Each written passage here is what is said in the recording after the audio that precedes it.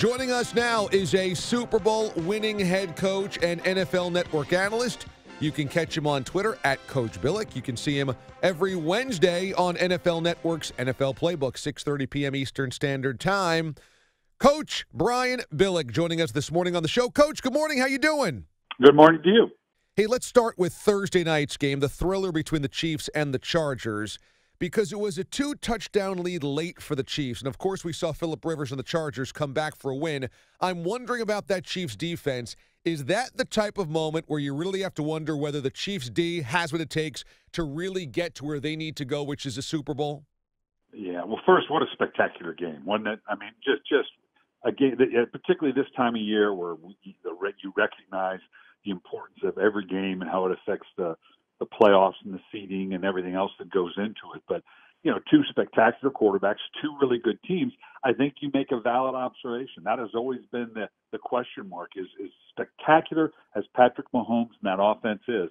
Can the defense hold up enough, particularly against good teams? And it was a back-and-forth battle that way.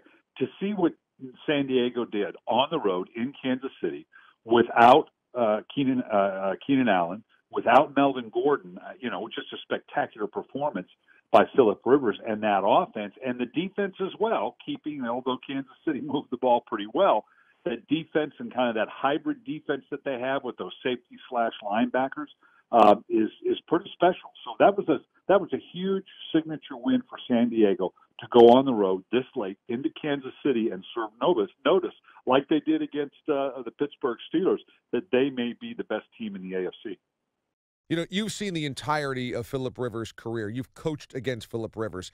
And yet, as we all know, Rivers has never been to a Super Bowl. When you see where he is right now in his career, a type of comeback that he had on Thursday night, do you think this is the year he can finally climb that summit that he hasn't been able to climb, getting and winning a Super Bowl? Yeah, one of the hardest things to do is to separate the play of a quarterback and judging it and separate it from what's going on around him. And I don't know that what has gone on around him consistently hasn't been a factor. I think Phillip Rivers is a Hall of Fame level quarterback. Now, he may have to have that final piece in terms of the Super Bowl. Certainly there are non-Super Bowl winning quarterbacks, whether it be Dan Marino, Warren Moon, that have gotten into the Hall of Fame. I think his numbers justified. He's been through so many different systems, so many different styles of teams, and kind of hidden away in what was San Diego. Not that you're going to hide in L.A. now, but even now he's in L.A. and he's some high school stadium. You know, they don't even get a legitimate stadium to play in. It's kind of been the story of his career. And I will tell you, when Phillip Rivers came out, I was a bit of a skeptic. His throwing motion was so unorthodox. He kind of pushed the ball. You weren't sure if it was going to be able to transfer into the NFL, but he's just been spectacular. And his longevity, his ability to always be there along the lines of a Brett Favre and an Eli Manning in terms of his consecutive starts, he's just had a spectacular career. Brian Billick is our guest this morning on Sunday Morning Football, CBS Sports Radio. Let's look ahead to today's game. I think the biggest one is probably Steelers and Patriots, at least in the AFC. And speaking of that 2004 quarterback class, Ben Roethlisberger, of course, one of the heads of that class. Now, last week, Roethlisberger apparently was okay to come back after injuring his ribs against the Oakland Raiders. Mike Tomlin admitted that he held him out a couple of drives, and Tomlin caught flack for that this week because, of course, the Steelers did not come back to win that game against the Raiders. Do you think sometimes Tomlin gets into trouble because he's kind of so transparent at the podium that maybe there's information he should just kind of keep closer to the vest instead of opening himself up for criticism? Or did you not have a problem with the way that all went down? No, it is what it is. You know, it's damned if you do, damned if you don't. Of course, we know Ben, and again, Ben Roethlisberger, one of the great quarterbacks. To me, he's a Hall of Fame quarterback. No question. But, you know, Ben is a drama queen. You know, how many times have we seen him, the arm's just hanging there, you know, and he drags the leg into the game and then cranks off a 60-yard pass for an 80-yard touchdown. You know, that's just the way Ben has operated. This next 2 weeks are going to test Ben. I mean, it's going to be on Ben Roethlisberger. They've got New England, and then they have to go to New Orleans. And if they're going to hold off Baltimore in the AFC North, Baltimore's got San Diego to play, the Chargers to play in L.A. But other than that, their schedule, pans out a little bit easier. It really, even though the team has played fairly well and the defense has been better, they need to run the ball better, obviously, if Connor can get healthy. But it's going to fall right on the shoulders of Ben Roethlisberger to be able to pull off the wins these next 2 weeks.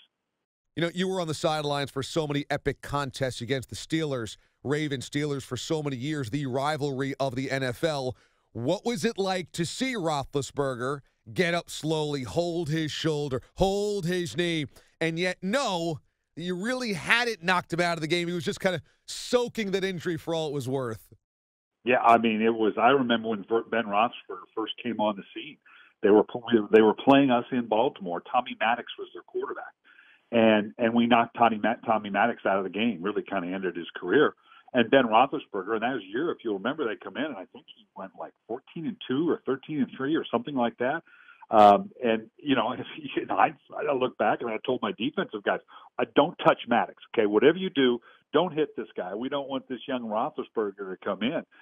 It's been amazing to watch his career. I think the thing about Ben Roethlisberger that strikes me is the fact that he probably does more with fewer throws than any other Hall of Fame quarterback in the modern era. Drew Brees is brilliant.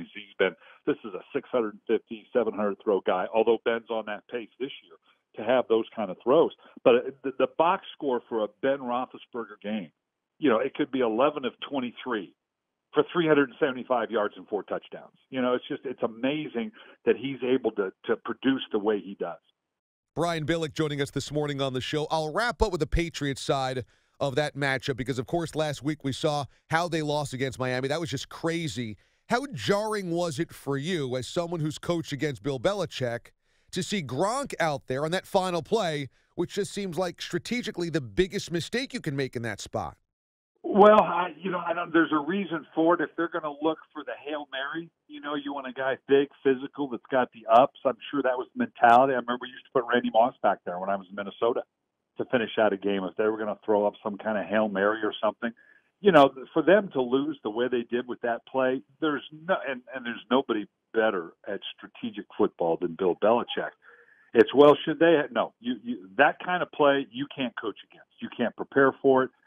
You can't even spend any time for it. We've seen it how many times, short of the Stanford-Cal game and whenever that was, have we seen that type of thing try to be pulled off, and it never does. You just try to play basic, spread out, let them, because there's usually a penalty involved. They usually get some kind of forward pass in there. So I don't know that you can lay falls at a coach's feet strategically or tactically when a play like that just, by sheer happenstance wins a game. NFL fans, follow Brian Billick on Twitter. You can check him out at Coach Billick. You watch him every Wednesday. NFL Network's NFL Playbook at 6:30 p.m. Eastern Time, 3:30 Pacific. Coach, really great to catch up. Thanks so much. Enjoy the football today. Sounds good.